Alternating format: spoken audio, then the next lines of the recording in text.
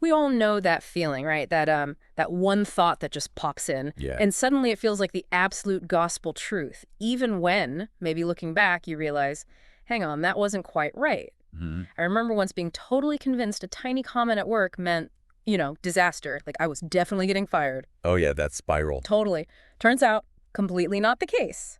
But the anxiety in that moment, very real. That's such a perfect example, actually. It really highlights how our thinking can sometimes, well, lead us astray. Right. And that's exactly where this idea of cognitive distortions comes in. Cognitive distortions. Okay. Yeah, you can think of them as these common, almost habitual ways like our minds kind of twist information, usually in a negative direction. Okay. So for this deep dive, we've been looking at a whole range of sources, articles from mental health pros, health websites, and even this really practical workbook. A workbook. Interesting. Yeah, focus specifically on understanding these thought patterns and also tackling things like imposter fears. Ah, okay. And getting a handle on these cognitive distortions. It's not just like positive thinking fluff, is it? Not at all. It's actually a really practical skill. It's more about developing a sharper self-awareness, Oh. knowing your own thought processes so you can spot when your brain might be, leading you down one of those negative rabbit holes. It's not about ignoring real problems then. Exactly. It's not about pretending everything's rosy. It's about seeing situations more clearly. Yeah. And that clarity, it can genuinely impact how you handle stress, how you navigate tough emotions, Yeah. and ultimately help you make choices that actually support your well-being, your happiness, really. Makes sense. So what's our goal today then? What do we want listeners to get out of this? Well, our main mission for this deep dive is to help you, the listener, start recognizing some of these really common cognitive distortions in your own thinking, Okay. and maybe give you some, initial tools, first steps to begin questioning those automatic negative thoughts. Right. To start shifting towards a more maybe balanced perspective. Exactly. A more balanced, more realistic outlook. Okay, so let's get down to it. What exactly are cognitive distortions? Like what's going on under the hood? Okay, so at their core, they're basically negative or irrational ways of thinking, patterns, Patterns, right. and they can feel incredibly like undeniable facts. But often when you really look at them, they aren't actually rooted in reality. And where do these things come from? Do we just pick them up? Well, what's interesting is how they develop. A lot of them start forming pretty early on, actually, childhood.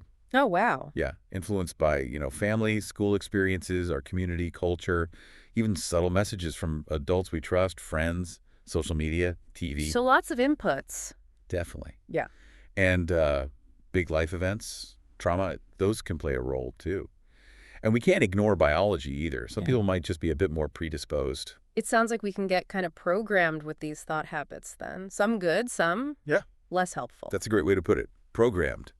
And while pretty much everyone experiences these distorted thoughts occasionally, Yeah, it's normal sometimes. total normal sometimes, but they can become much more prominent, more impactful for people dealing with mental health challenges. Things like anxiety, depression, BPD, PTSD. Okay. In those cases, these thought patterns can really chip away at motivation, damage self-esteem, worsen moods, and even lead to unhealthy ways of coping. So they're not necessarily the direct cause of those conditions, but they can pour fuel on the fire, so to speak. Absolutely. They amplify the difficulties, having occasional distorted thought, that's just being human. Right. But it's when these patterns become really frequent, really intense, maybe rigid, that's when they start to seriously undermine our well-being. They can hold us back. Okay, got it. So let's start identifying some of these common culprits, these thinking traps. What's the first one we should look out for? Okay, let's start with a really common one. Yeah. All or nothing thinking. All or nothing. Yeah, you might also hear it called black and white thinking, or polarized, or dichotomous thinking. Yeah. Basically, it's seeing things in absolute extremes. No middle ground. Everything's either perfect or a total disaster. Yeah, the classic, if I'm not a complete success, I'm a total failure mindset. That definitely rings a bell. It does for many people. And the way to start shifting this is to consciously look for the gray areas. The spectrum. Exactly, the spectrum, recognizing that most things in life aren't purely one thing or the other. Progress is usually messy, right? It's ups and downs. Yeah. So even if you fall short of perfect, the effort, the learning, just working towards improvement, that still has real value. It feels freeing, actually. Takes the pressure off trying to be perfect all the time. Okay, what's the next distortion? Next up is overgeneralization. Overgeneralization. This happens when we take like one Yeah. single negative event or experience, That's one thing. just one thing, and we draw this massive sweeping conclusion from it. We assume all future similar situations will turn out the same bad way. Oh, like, you have one awkward date and decide, that's it, I'm just terrible at dating, full stop. Spot on. Or maybe you bomb one presentation and think, I'm just awful at public speaking. Always. Right, so how do we reframe that? Well, a big part of it is watching our language, trying to avoid those really absolute words. Like always and never. Exactly. Always, never, everything, nothing. Instead, try describing the specific event more accurately. Just facts of that one time. Yeah, and acknowledge that each situation is unique. Different factors are at play. So instead of, I always mess up, maybe it's, okay, that presentation didn't go as planned. What can I learn for next time? That sounds much more constructive, less final. Okay, what's number 3? Number 3 is mental filtering, sometimes called negative filtering. Gentle filtering. Okay. This is where you zoom in almost exclusively on the negative details of a situation. Mm-hmm. And you basically filter out or ignore or just downplay anything positive or even neutral. So like getting 99 positive comments and one negative one, but only focusing on the negative. That's a perfect example. You dwell on that one tiny critique and completely disregard all the praise, all the things that went well. Right. So the filter only lets the bad stuff through. Pretty much. Mm. And the key to reframing this one is to make a really conscious, active effort to notice and give weight to the positives and the neutrals. How do you do that? Well, you could even try, say, at the end of the day, intentionally listing 3 good things that happened or 3 things you handled well, just to force your brain to acknowledge them. Training your brain to see the whole picture, not just the bits that fit the negative narrative. Mhm. Okay. Number 4. Number 4 is discounting the positive. That sounds similar to mental filtering. How is it Wow. different? It is similar, but there's a subtle difference. With mental filtering, you might just ignore the positives. With discounting the positive, you actively invalidate them. You explain them away. Oh, okay. Like when someone gives you a compliment and you immediately shoot back with, oh, anyone could have done it, or nah, I just got lucky. Exactly. Or, well, that success doesn't count because I had help. It's like you refuse to let the good stuff sink in, maybe because it doesn't fit your negative self-image. Right. You find a reason why it's not really positive. Precisely. And the reframe here is crucial. You have to consciously allow yourself to accept positive things, give yourself credit, own your achievements and strengths without minimizing them. That takes practice, I bet. Okay, we're 4 in. What's next? This is fascinating. Okay, number 5 is actually a 2-parter. Mind reading and fortune telling. Mind reading and fortune telling sounds a bit mystical. Huh. Yeah, but they're very common mental habits. Oh. Let's take mind reading first. That's when you assume you know exactly what someone else is thinking or feeling. Usually something negative about you? Often, yes. Oh. And usually without any real evidence, you're just sort of attributing thoughts and intentions to them. Like, he didn't smile back. He must think I'm an idiot. Perfect example. When maybe he was just preoccupied or didn't even see you. But you've already jumped to the worst conclusion about his thoughts. And that can cause real problems in relationships, I imagine. Huge problems. Because, like you said earlier, you're reacting to a story you invented, not necessarily the reality of the situation. Okay, so that's mind reading. What about fortune telling? Fortune telling is predicting the future, specifically predicting negative outcomes, and treating those predictions as established facts. So it's like deciding something will fail before you even try. Exactly. I'm going to blow this interview anyway, so what's the point in preparing? Or, this party will be awful, so I'm just not going to go. Okay, I see the connection. Both involve jumping to negative conclusions without evidence. Spot on. They're both about assumptions becoming facts in your mind, and they could be incredibly self-limiting. So how do we challenge these? It really comes down to checking those assumptions. Asking yourself, what actual evidence do I have for this thought? Is there any other possible explanation? And with fortune telling specifically, try challenging that negative prediction. What if you did try? Could there be a neutral or even a positive outcome you're not letting yourself consider? So question the assumptions, look for evidence, stay open to other possibilities. Got it. What's number 6? Number 6 is magnification or minimization.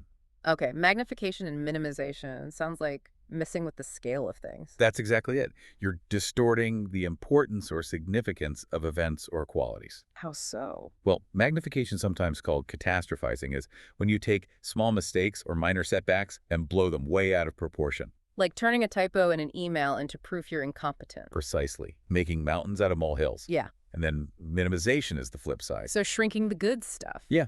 Downplaying your achievements, your positive qualities, good things that happen, making them seem tiny and unimportant. So the overall effect is bad things seem huge and good things seem insignificant. You got it. It creates this really skewed perspective. Bad stuff proves your failures. Good stuff barely registers. It's like looking at your life through the wrong end of a pair of binoculars sometimes. How do we fix that view? The goal is to strive for a more balanced, objective perspective. Try to honestly assess the actual impact of things, good and bad. Like asking, okay, realistically, how big a deal is this? Exactly. Will this typo really matter in a week, a month, a year? Probably not. And consciously acknowledge your wins and positive traits instead of automatically shrinking them down. Getting things back into proportion. Makes sense. Okay, number 7. Number 7 is emotional reasoning. Emotional reasoning. What does that mean? This is the belief that your feelings are direct proof of reality. Because you feel something strongly, it must be true. Oh, okay. So I feel really anxious about this meeting, therefore it's definitely going to go terribly. That's it. Or I feel incredibly guilty, so I must have done something awful, even if you can't pinpoint what. Or I feel stupid, therefore I am stupid. So you're letting your emotions dictate the facts. Completely. Your feelings become the evidence, overriding any objective facts to the contrary. Now, your emotions are always valid as feelings. Right, they're real feelings. But they're not always accurate reflections of external reality. So how do you challenge that one? It seems tricky. It can be. The key is to learn to analyze situations based on more than just your feelings. Step back and ask, what are the actual objective facts here, separate from how I feel right now? What evidence exists outside of my emotional state? Separating feeling from fact. That's a big one. Okay, what's number 8? Number 8 involves those demanding little words, should, must, and ought statements. The tyranny of the shoulds. I've heard that phrase. It really is like tyranny sometimes. These are the rigid, often totally unrealistic rules we impose on ourselves and sometimes on others too. Like, I should be further along in my career by now, or I must always be happy, or I ought to be able to handle everything myself. Exactly those kinds of thoughts. And they set you up for failure, right? Because the standards are often impossible. And when you inevitably fall short, you feel guilty, frustrated, maybe like a failure. Yeah, it's a recipe for feeling bad about yourself. It really is. These shoulds often come from external pressures or ideals we've internalized that might not even be right for us. So what's the antidote to the shoulds? The big one here is self-compassion. Trying to replace those harsh, demanding statements with something more understanding and flexible. How would that sound? Well, instead of, I should be better at this, maybe try. I'm learning, and it's okay to struggle sometimes. Or instead of, I must make everyone happy, perhaps, I can try my best, but I can't control how everyone feels. It's about accepting yourself, flaws and all, and setting realistic expectations. Trading self-criticism for self-kindness. That sounds healthier. Okay, 2 more to go. What's number 9? Number 9 is labeling. Labeling, like putting a sticker on someone. Kind of. It's when you define yourself or another person entirely based on one specific behavior, mistake, or characteristic. It's like an extreme, global version of overgeneralization applied to identity. So instead of thinking I made a mistake, labeling turns it into, I am a mistake, or I am an idiot, I am a failure. wow. And for others too, like someone cuts you off in traffic and they're not just someone who made a driving error, they were a terrible person. Exactly. You slap this broad, negative, permanent-sounding label on them or on yourself based on one incident. It ignores all the other complexities and nuances of being human. That sounds really rigid and unfair, actually. It is. And the reframe involves consciously separating the person from the action. Acknowledge the behavior, I made a mistake, or he was late, without making it define the entire person. Look for evidence against the label. Am I always a failure? Is he always unreliable? Usually the answer is no. Focusing on the doing, not the being. Right. Okay. And the last one, number 10. Our final one is personalization and blame. Personalization and blame. Okay. This distortion has two sides. Personalization is when you take personal responsibility, often feeling guilty, for negative events that are actually largely or entirely outside of your control. Like, Your team loses a game and you, as one player, feel like it was all your fault. Exactly.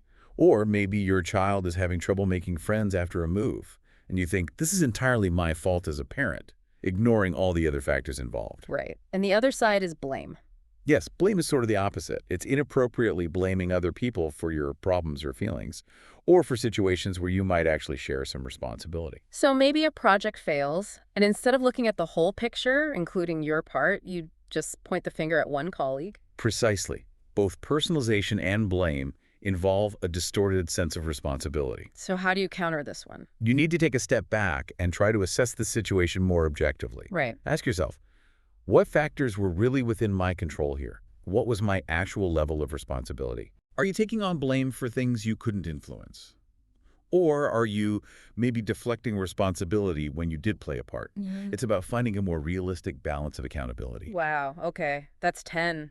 Yeah, That's quite a list. It really is like a field guide to that negative self-talk, isn't it? it really is. Yeah. And seeing them laid out like this can be the first step to recognizing them in action. So now that we can maybe start spotting these patterns, what's the actual impact of letting them run wild? Why is it so important to address them? Well, as we kind of touched on, these thinking patterns can seriously crank up the volume on negative emotions, anxiety, sadness, anger, guilt. Right. When your thoughts are constantly skewed negatively, it just becomes much harder to think clearly, to problem solve effectively, or even to take positive steps. Can you give an example? Sure, think about fortune telling again. If you're convinced you'll fail that job interview, Yeah. you might not even bother applying. Or you might go in so defeated that you actually sabotage yourself. The distortion directly impacts your behavior and limits your opportunities. So it's not just about feeling bad, it can actually block you from doing things. Absolutely. It can hold you back in so many areas of life. And remember, while these distortions aren't mental illnesses themselves, they are very, very common co-travelers with conditions like depression and anxiety. They often make the symptoms of those conditions much worse. Okay. But even if someone doesn't have a clinical diagnosis, these patterns can still wreak havoc. They can affect your sleep, maybe contribute to physical stress symptoms, Yeah. damage relationships because of things like mind reading or blame, Yeah, I could see that. hinder your career, and just generally chip away your overall life satisfaction. So learning to catch and challenge these distortions, it really is about living a more engaged, maybe fuller life. That's the goal, absolutely. Okay. So the million-dollar question. What can someone actually do? What are some concrete first steps to start coping with these? Right. Well, the absolute non-negotiable first step is just awareness. Noticing them. Exactly. You can't change a pattern you don't even realize is happening. This is where things like keeping a thought record or even just simple journaling can be super helpful. How does that work? When you notice a strong negative emotion, feeling really down or anxious or angry, try to pause and jot down what thoughts were running through your head right before or during that feeling. Okay. Doing this over time, even just for a few days, can start to reveal patterns. You might see the same distortions popping up again and again, or notice specific situations that trigger them. Writing it down makes it more objective, maybe. Yeah. Easier to see. Totally. It Yeah. takes it out of your head and puts it on paper where you can look at it more clearly. Okay, so awareness first. What's another strategy someone could try? There's a simple framework, sometimes called catch it, check it, change it. Catch it, check it, change it. So first, you notice you catch the unhelpful thought as it arises. There's that I'm going to fail thought again. Then you check it. You examine the evidence. Is this thought really true? What facts support it? What facts contradict it? Are there other ways to look at this situation? Okay, so challenge it. Exactly. And finally, you try to change it. You consciously reframe the thought into something more balanced, more realistic, maybe more helpful. That sounds really practical, a clear three-step process. What else? Building on the check it part, really actively questioning your assumptions is key. How so? For any strong negative thought, ask yourself some tough questions. Is this thought based on solid facts, or is it mostly fueled by how I feel right now? Separating emotion from fact again. Yes. And also, are there any other possible interpretations of what just happened? What's the absolute worst that could realistically happen here? And importantly, how would I cope if the worst did happen? That last one is powerful. Often we can cope better than we think. Exactly. Just asking these questions can often loosen the grip of the distortion. It introduces doubt, It's like cross-examining your own negative thoughts. That's a great analogy. And related to that, especially if you tend towards fortune telling. Predicting doom. Yeah. Try to consciously consider alternative possibilities. Force yourself, even if it feels artificial at first, to imagine one or two neutral or maybe even positive outcomes. Break the automatic negative prediction cycle. Precisely. Just opening the door to other possibilities can make a difference. Okay. And what about for those of us prone to, say, mental filtering? Only seeing the bad stuff. For that, actively cultivating gratitude can be a really powerful antidote. Gratitude. How does that help? Well, if your brain is automatically filtering out the positives, practicing gratitude forces you to consciously filter them in. Make it a daily habit, maybe, to identify even just one or two things you genuinely appreciate. No matter how small. No matter how small. Your morning coffee, a nice interaction, the sun shining, it helps retrain your focus. That makes sense. And what about tackling those harsh should statements or negative self-labels we talked about? That's where self-compassion comes in again. It's so important. Yeah. Treating yourself kindly. Yeah. When you catch yourself thinking, I should be, or I am such a turd, pause. Ask yourself, would I talk to a friend this way if they were in the same situation? Probably not. Right. So try to offer yourself that same kindness and understanding. Challenge those rigid rules and labels with empathy. Accept that you're human, you're doing your best. These all feel like really good, accessible starting points, things people can actually try. Definitely. They're foundational skills. Now, you mentioned earlier, and we've touched on it, cognitive behavioral therapy, CBT. How does that fit in more formally? Right. So CBT is a type of therapy that directly targets these kinds of unhelpful thinking patterns and the behaviors that go with them. Okay. It gives people a structured way to become much more aware of their specific cognitive distortions and then learn concrete techniques to challenge and modify them. So it teaches you how to do this reframing stuff more systematically. Exactly. Yeah. It aims for more balanced, realistic thinking, which then leads to more adaptive behaviors and improved emotional well-being. You know, the ultimate goal of CBT is often described as helping you become your own therapist. Equipping you with the tools for the long run. Precisely. And a core part of CBT is something called cognitive restructuring. Cognitive restructuring sounds serious. Huh. Well, it's just the process of actively identifying those distorted thoughts, really evaluating them, and then consciously revising or rebuilding them into more helpful and rational ones. Deconstructing the faulty thought and building a better one. That's the idea. And what kind of techniques are used in CBT for this? Are they similar to what we've discussed? Many are, yes, but often applied more systematically. So things like self-monitoring, using detailed thought records, really digging into questioning assumptions, systematically gathering evidence for and against a thought. Therapists might also use techniques like cost-benefit analysis, like what are the pros and cons of holding on to this belief, or guide you in generating alternative thoughts and interpretations for difficult situations. It sounds like a very active, collaborative process between the therapist and the person. It really is. It's definitely not passive. Yeah. And while these self-help strategies we've discussed are incredibly valuable, and many people find them sufficient, Yeah. working with a CBT therapist can provide really significant support and guidance, especially if the patterns are very deeply ingrained, or if you're experiencing a lot of distress. Having that outside perspective can help you see things you miss on your own. Absolutely. A therapist can help you identify blind spots, tailor the techniques to your specific needs, and provide encouragement and accountability. That's a really important point. Professional help is a valid option. Okay, so as we wrap up this deep dive, what's the main takeaway? The big message about cognitive distortions? I think the key thing is this. These negative thought patterns are incredibly common. We all experience them. And they can significantly impact our well-being, our mood, our choices, our relationships. But, and this is the crucial part, they are not fixed. It can be changed. Yes. Yeah. By developing awareness, by learning these reframing techniques, you gain real power to challenge them. You can move towards a more balanced perspective and ultimately a more fulfilling life. It's empowering. So it starts with awareness and then taking those first steps to challenge the thoughts.